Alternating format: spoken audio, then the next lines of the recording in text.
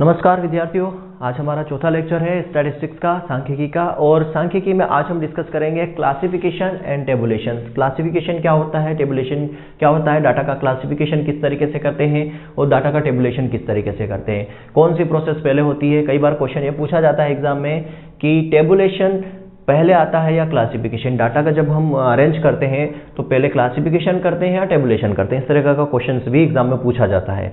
तो बच्चों, पहले क्लासिफिकेशन किया जाता है, बाद में उसको टेबल में जमाया जाता है। तो लेक्चर 4 है, आपको पीडीएफ में मिल जाएगी। पीडीएफ कहाँ मिलेगी बता चुका हूँ। आप जब हमारा टेलीग्राम चैनल ज्वाइन करोगे स्टैटिस्टिकल स्टडी हब, वहाँ पे आपको पीडीएफ भी मिल जाएगी। और जल्दी से हम टेलीग्राम चैनल पर क्विज भी शुरू कर रहे हैं। डिफरेंट एग्जाम, कोई से भी एग्जाम हो स्टैटिस्टिक्स से रिलेटेड, सारे क्विज उसके अंदर डाले जाएंगे। ठीक है, सबसे पहले आज हम डिस्कस करेंगे यहाँ पे। एक मिनट बच्चों, थोड़ा सा कुछ गड़बड़ लग रहा है क्या? हाँ ठीक है, अब सही है।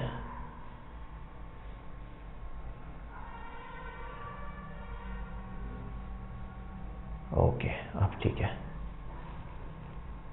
चलो, क्लासिफिकेशन आज हम पढ़ रहे हैं। ठीक है, क्लासिफिकेशन और टेबुलेशन। सबसे पहले बात करते हैं, पहले क्लासिफिकेशन आता है। देखो कैसे, मैं पूरी प्रोसेस बताता हूँ आपको क्या होता है। कि जो डाटा होता है हमारा, जो प्राइमरी डाटा होता है, ठीक है, ये क्या होता है, ये होता है रा डाटा। क्या होता है, ये होता है रा डाटा। रा डाटा मतलब क्या होता है, इसके अंदर क्या होती है, एरर होती है। एरर होती है। इस एरर को रिमूव करने के लिए डाटा की क्या करते हैं, एडिटिंग करते हैं। एडिटिंग करने से क्या हो जाती है, एरर रिमूव हो जाती है। रिमूव एरर, एरर रिमूव हो जाती है। फिर एडिटिंग करने के बाद इसको क्लासिफिकेशन करते हैं। क्लासिफिकेशन जो अभी हम पढ़ने वाले हैं।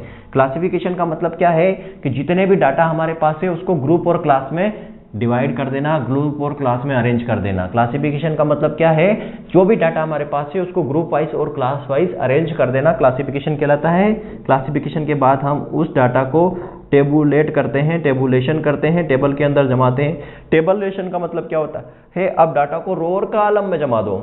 पहले क्लास के अंदर मतलब कि हम ग्रुप और क्लासेस के अंदर जमाते हैं, उसके बाद टेबुलेशन करते हैं मतलब कि रो और कॉलम में जमा देते हैं। उसके बाद तो हम एनालिसिस कर देंगे, और एनालिसिस कर देंगे तो हमारा क्या आ जाएगा, रिजल्ट, जिसको हम इंटरप्रिटेशन बोलते हैं, इंटरप्रिटेशन ऑफ डाटा। तो ये पूरी प्रोसेस। तो यहाँ डाटा जो आता है वो आता है प्राइमरी। प्राइमरी डाटा आपने डाला और इंटरप्रिटेशन निकल के आ जाता है, रिजल्ट आप दे देते हो, है ना, छाप पब्लिश हो जाता है, तो ये सेकेंडरी में कन्वर्ट हो जाता है। तो ये पूरी प्रोसेस होती है। समझ गए बच्चे ऑन? तो यहाँ पे हम बात कर रहे हैं क्लासिफिकेशन। तो क्लासिफिकेशन क्या होता है, किसी पर्टिकुलर कैरेक्टर के बेसिस पे, किसी एट्रीब्यूट के बेसिस पे, किसी विशेषता के बेसिस पे, जब हम जो पूरा डाटा है उसको या तो ग्रुप में या क्लास में डिवाइड कर देते हैं, बांट देते हैं, जमा देते हैं, उसको हम क्लासिफिकेशन कह देते हैं। Classification is the process of arranging data into group or classes according to their common characteristics. मतलब कि उसके जो सामान्य कैरेक्टर है, उसकी विशेषता है, उसके आधार पर उसको हम या तो ग्रुप में या क्लास में बांट देते हैं। जैसे कि बात करें पॉपुलेशन की, तो पॉपुलेशन को क्लास में या ग्रुप में कैसे बांटेंगे, तो मेल को अलग कर दिया हमने, फीमेल को अलग कर दिया। मतलब मेल का क्लास अलग हो गई, ग्रुप अलग हो गया, फीमेल की क्लास या ग्रुप अलग हो गया। इसके अंदर मेल के अंदर पढ़े लिखे लोग, मेल अलग हो गए, अनपढ़ मेल अलग हो गए, आदमी अलग हो गए। फीमेल के अंदर पढ़ी लिखी महिला अलग और अनपढ़ अलग। और एग्जांपल बताऊं आपको, और एग्जांपल क्या है, जैसे कि मान लो आपने क्लास 12th में पढ़ा होगा, ठीक है, आप क्लास 12th पढ़े होंगे, ऑब्वियसली बात है, आप डिग्री कर चुके या बीएससी एमएससी कर चुके। तो यहाँ पे आपको क्या करते हैं, सेक्शन मिलते हैं, section A, section B, section C, section D. तो सेक्शन ए में कौन बच्चे होते हैं, वो बच्चे जिनके मार्क्स 70% से अबाउ होते हैं, ठीक है। सेक्शन बी में वो बच्चे मिलते हैं जिनके मार्क्स क्या होते हैं, 60 to 70 होते हैं। सेक्शन सी में वो बच्चे मिलते हैं जिनके मार्क्स आपको 50 to 60 मिलेंगे। और सेक्शन डी में वो लोग मिलेंगे जिनके मार्क्स 50% से कम होंगे। तो इस तरीके से भी हम क्लास में डिवाइड करते हैं कि भैया 70% से ऊपर वाले बच्चे वो ए क्लास में रहेंगे, 60 से 70% वाले बच्चे बी क्लास में रहेंगे, 50 से 60% वाले बच्चे सी क्लास में रहेंगे, और 50% से कम वाले बच्चे डी क्लास के अंदर रहेंगे। यहाँ पे हमने ग्रुप डिवाइड कर दिया, क्लास के अंदर डिवाइड कर दिया इन बच्चों को, ताकि हम ये सबसे कमजोर बच्चे हैं, इन पर अच्छे से ध्यान रख सकते हैं, क्योंकि इनको हमने अलग बिठा लिया कि सारे के सारे गधे हैं इसमें, और इसमें सारे के सारे घोड़े हैं। समझ गए? तो इस तरीके से ग्रुप और क्लासेस में डिवाइड करना क्लासिफिकेशन कहलाता है। समझ गए होंगे, समझ गए होंगे। अब बात करते हैं मोड ऑफ क्लासिफिकेशन। क्लासिफिकेशन किस तरीके से होता है, क्या क्या तरीका है। एक होता है जियोग्राफिक क्लासिफिकेशन, पहला क्या है जियोग्राफिक क्लासिफिकेशन, दूसरा है क्रोनोलॉजिक क्लासिफिकेशन, तीसरा है क्वांटिटेटिव क्लासिफिकेशन, चौथा है क्वालिटेटिव क्लासिफिकेशन। 4 प्रकार के क्लासिफिकेशन है यहाँ पे। मतलब वर्गीकरण जो होता है वो भौगोलिक आधार पर होता है, क्रोनोलॉजिकल मतलब समय आधार पर होता है, गुणात्मक जो है वर्गीकरण होता है, और क्या बोल सकते हैं इसकी विशेषात्मक गुण बोल सकते हो आप वर्गीकरण होता है। तो ग्राफिक जो जियोग्राफी का मतलब क्या है, भौगोलिक का मतलब क्या है, स्थान, प्लेस, जगह। ठीक है, हमें क्वेश्चन पूछा जाता है ना कई बार कि जो हमारे इंडिया का ज्योग्राफिकल एरिया कितना है, ज्योग्राफिकल मतलब इतना कि पूरी जमीन कितनी है, जगह कितनी है, पूरे भारत जो है वो कितनी जगह में फैला हुआ है, कितनी जगह में बसा हुआ है, तो उसको बोलते हैं ज्योग्राफी। तो यहाँ पे क्या है, data classified according to place, मतलब प्लेस जगह के आधार पर, एरिया के आधार पर, रीजन के आधार पर, according to place. Colour change कर लेते हैं थोड़ा, ठीक है। तो क्या बोला गया है, अकॉर्डिंग टू प्लेस, एरिया और रीजन। अगर ये आपको वर्ड मिल जाए मतलब क्या है, जियोग्राफिक क्लासिफिकेशन की बात हो रही है। क्रोनोलॉजी का मतलब होता है समय, ठीक है। Data classify according to lapse of time, समय की बात हो रही है कि 2010 में ये था, 2011 में ये था, 2012 में ये था, 2013 में ये था, या फिर जनवरी महीने में ये था, फरवरी में ये था, मार्च में ये था, अप्रैल में ये था, या फिर परसों ये था, आज ये है, कल ये होगा। तो मंथली हो सकता है, ईयरली हो सकता है, साप्ताहिक हो सकता है। तो ये आ जाएगा अपना क्रोनोलॉजी के अंदर। क्वेश्चन पूछे जाते हैं यहाँ से, बताऊंगा कैसे क्वेश्चन। क्वांटिटेटिव में अकॉर्डिंग टू, यहाँ पे ये देखो न्यूमेरिकल इंटरवल, क्लास इंटरवल के आधार पर, या जो न्यूमेरिकल वैल्यूज होती है, जैसे हमारी एज हो गई, हाइट हो गई, इनकम हो गई, इंपोर्ट हो गया, एक्सपोर्ट हो गया, ये सारा किस में आ जाएगा, क्वांटिटी में। कैसे ये भी बताऊंगा। एज, मान लो एज आपसे पूछिएगा कि 10 से 20 साल के जो है लोग हैं, बच्चे हैं, वो इस कैटेगरी में आएंगे, ठीक है। ये 10 से 20 साल के जो बच्चे हैं वो कितने हैं, मान लो 100 बच्चे हैं। तो ये तरीके का जो क्लासिफिकेशन है वो क्वांटिटेटिव में आ जाएगा। क्वालिटी की बात करें आप क्वालिटेटिव क्लासिफिकेशन की, तो यहाँ पे देखो एट्रीब्यूट, कुछ कैरेक्टर के आधार पर, जैसे मान लो सेक्स हो गया, जैसे मेल, फीमेल, ट्रांसजेंडर, कलर हो गया, colour black, white, yellow, green, सब। क्वालिफिकेशन हो गया एमएससी, बीएससी, एमकॉम, बीए वगैरह, ये आपका किस में आ जाता है, क्वालिटेटिव में, ठीक है। इस तरीके से डाटा क्लासिफिकेशन। और बच्चा लोगों यहाँ से क्वेश्चन पूछा हुआ है, एग्जाम में क्वेश्चन पूछा जाता है, ये आईएमपी है। देखो क्या क्वेश्चन पूछा जाता है, अभी इसके पहले आपको एग्जाम्पल भी समझा दूँ, थोड़ा सा आपको मज़ा आ जाएगा। पीडीएफ लेने के लिए Telegram channel statistical study hub पर जाइए, पीडीएफ मिल जाएगी। जितने लेक्चर होते जा रहे हैं पीडीएफ में डालते जा रहा हूँ, आपको पीडीएफ मिल जाएगी। सेव करते जाइए, इसकी अलग से फाइल बना लीजिए, नोट्स बनाते जाइए, आपको कहीं और जाने की जरूरत नहीं है, सब कुछ फ्री में मिल रहा है। अब देखो एग्जाम्पल देते हैं जियोग्राफिक का। जियोग्राफिक में आपको इस तरह का मिल जाएगा, जैसे प्लेस दिया है, प्लेस पूछ लिया, जैसे दिल्ली हो गया, मुंबई हो गया, इंदौर हो गया, एक्सीडेंट जो भी हुए हैं 10, 20, 30, 40, लेकिन प्लेस की बात आ गई, दिल्ली, मुंबई, इंदौर, मतलब ये ज्योग्राफिक क्लासिफिकेशन है, जगह की बात आ गई यहाँ पे। क्रोनोलॉजी की बात करें, ईयर दिया है, देखो ईयर मतलब समय की बात हो गई, जैसे 1995, 1998, 2000, ईयर की बात हो गई, तो ये क्या हो जाए, क्रोनोलॉजिकल क्लासिफिकेशन, ठीक है। अब यहाँ पे बात करते हैं, इसको मार्क्स को हटा कर यहाँ पे एज कर लो, ठीक है। क्वांटिटेटिव में जैसे एज, 10 से 20 साल एज वाले कितने, 10 स्टूडेंट है। 20 से 30 एज वाले स्टूडेंट 20 है। 30 से 40 एज वाले कितने स्टूडेंट है, 5 स्टूडेंट है। तो यहाँ पे क्या है, ये क्लास इंटरवल के आधार पर क्लासिफिकेशन है, न्यूमेरिकल क्लासिफिकेशन है, इसको तो क्वांटिटेटिव में रखा गया। क्वालिफिकेशन जैसे आपकी एमएससी है, बीएससी है, बीकॉम है, तो ये क्या जा रहा है, आपकी क्वालिटी बता रहा है, क्वालिटी बता रहा है। तो इस तरीके का क्लासिफिकेशन क्वालिटेटिव क्लासिफिकेशन के अंदर आता है, ठीक है। अब बात करते हैं कैरेक्टरिस्टिक्स ऑफ क्लासिफिकेशन। क्लासिफिकेशन के क्या कैरेक्टर है। पहला कैरेक्टर दिया है एग्जॉस्टिव होना चाहिए, क्लासिफिकेशन एग्जॉस्टिव होना चाहिए, मतलब include every item of the set, मतलब कि हर एक आइटम उसके अंदर इंक्लूड होना चाहिए। मतलब क्या है इसका, मतलब क्या है इसका, मतलब क्या है, मान लो आपको यहाँ पे मेरिट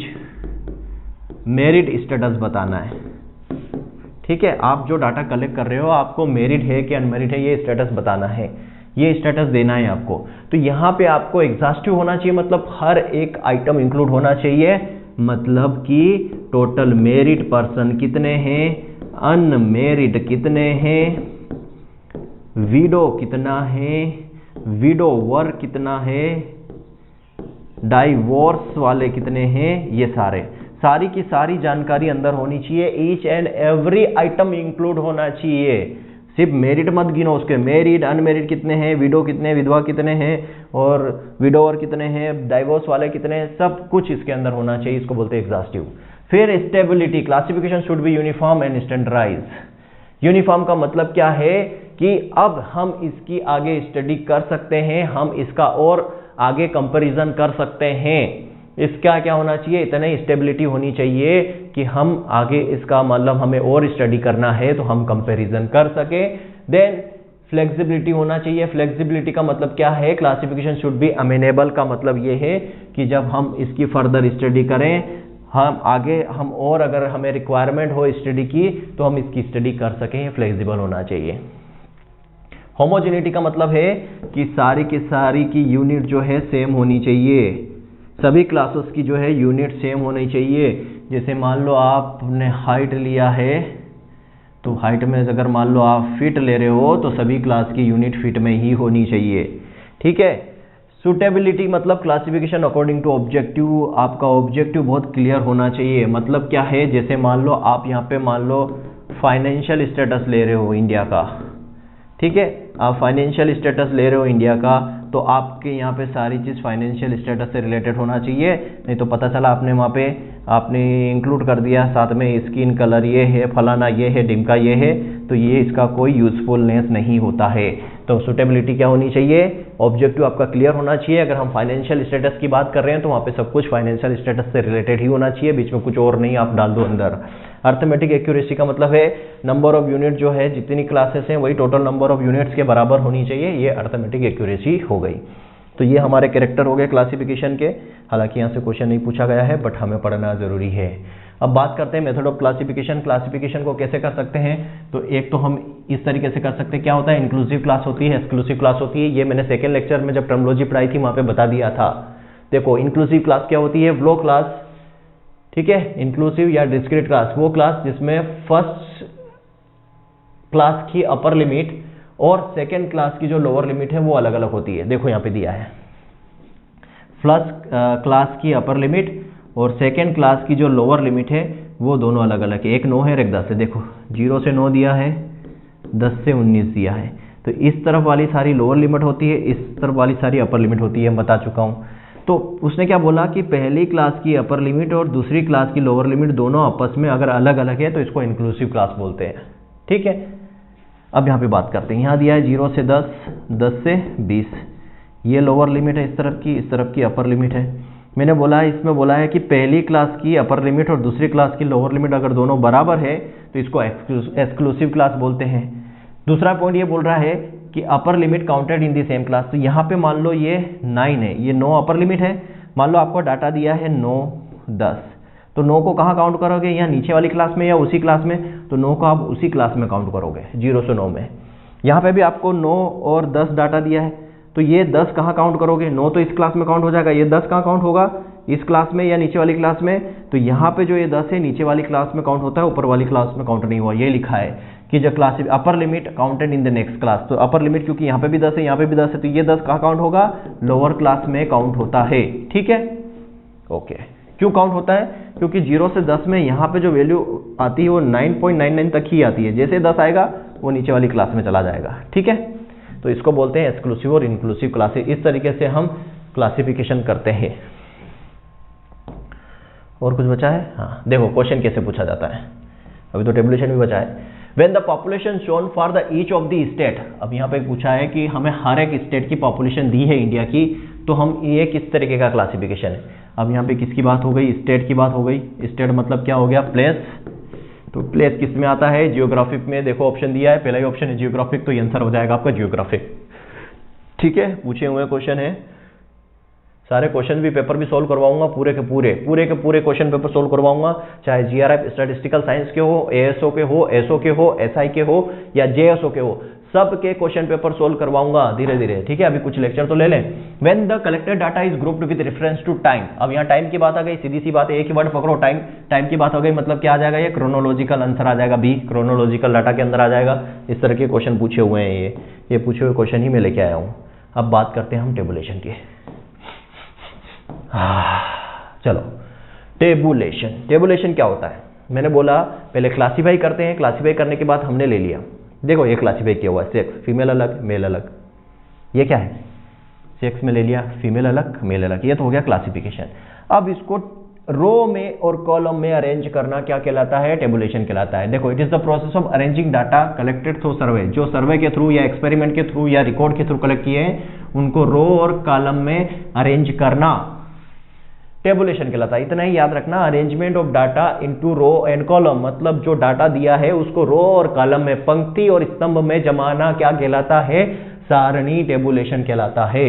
देखो ये हो गया रो वाइज और ये हो गया कॉलम वाइज, ठीक है, ध्यान रखना। ये जो आपको हॉरिजॉन्टल लाइन दिखेगी ना, ये हॉरिजॉन्टल लाइन आपको दिख रही है, ये रो है, और जो वर्टिकल आपको दिख रहे हैं कॉलम। देखो अब यहाँ पे कॉलम कितने हैं, 1 2 3, ऊपर देखोगे तो यहाँ पे 1 2 3 4 कॉलम है, और रो 1 2 3 4 5 6 7 रो है, ठीक है। पता होना चाहिए रो कौन सी है और कॉलम कौन सी है, ठीक है। तो याद रखना जो खड़े में है ये कॉलम है और जो आड़े में है वो रो है, समझ गया, ठीक है। तो ये हमारी रो और कॉलम में अरेंज करना टेबुलेशन कहलाता है, क्लियर है। अब बात करते हैं, टेबल आपको दिख रही है, तो ये पहला कॉलम एज का है, दूसरा सेक्स में फीमेल का कॉलम है, फिर मेल का कॉलम है, फिर टोटल वाला कॉलम है। रो की बात करो तो रो में ये इस तरीके का दिया है, 20 एज वाले, 30 एज वाले, 40 एज वाले, 50 एज वाले और टोटल, ये रो वाइज यहाँ पे एज दी हुई है। तो आगे बढ़ते हैं, अब यहाँ पे बात करते हैं पार्ट ऑफ टेबल। टेबल के कितने पार्ट होते हैं, तो देखो एक होता है टाइटल, वैसे तो बहुत सारे चीज़ें होते हैं, यहाँ पे मैं टेबल नंबर भी इंक्लूड कर दूँ चाहूँ तो, टेबल नंबर भी इंक्लूड कर सकते हैं, लेकिन बेसिकली जो पार्ट होते हैं एक तो होता है टाइटल, टाइटल के बाद कैप्शन होता है, कैप्शन के बाद स्टूप्स होता है, बॉडी होती है, प्रीफेटोरियल होता है और सोर्स नोट होता है। अब कौन कहाँ होता है ये पता होना जरूरी, भाई ये तो हमने पढ़ लिया कि भाई टाइटल होता है, कैप्शन होता है, स्टूप होता है, बॉडी होती है, प्रीफेटोरियल होता है, सोर्स नोट होता है, टेबल नंबर भी होता है, यूनिट भी होती है, और भी सारी चीज़ें, फुट नोट भी होता है, फुट नोट भी होता है। लेकिन ये बेसिक पार्ट है, ये तो होना ही चाहिए, बाकी ये एडिशनल है, हो भी सकता है नहीं भी हो सकता है, ये सारी चीज़ें, ठीक है। जैसे हम बात करता हूँ ये है पार्ट ऑफ द टेबल, ठीक है, पार्ट ऑफ द टेबल की बात करते हैं। देखो ये टेबल नंबर भी दिया है कि भाई 4.5 टेबल नंबर है ये, तो टेबल नंबर जरूरी नहीं है, हो भी सकता है नहीं भी हो सकता है, लेकिन टाइटल जरूरी है। ये हो गया आपका टाइटल जो ऊपर दिया रहता है ना कि भाई क्या टाइटल है, फलाना डिब्बा की टेबल है ये। फिर होता है कॉलम हेडिंग, ठीक है, ये जो कॉलम की हेडिंग होती है उसी को बोला जाता है कैप्शन, जो कॉलम की हेडिंग होती है इसी को ही बोला जाता है कैप्शन, याद रखना, दिख रहा होगा आपको, ठीक है। तो जो कॉलम की हेडिंग होती है, ये जो कॉलम हेडिंग होती है इसको बोलते हैं हम सेक्शन। जैसे कॉलम की हेडिंग जैसे लोकेशन हो गया, जेंडर हो गया, वर्कर हो गया, यहाँ पे नॉन वर्कर हो गया, टोटल हो गया, तो ये कॉलम की हेडिंग हो गई, इसको बोला जाता है कैप्शन।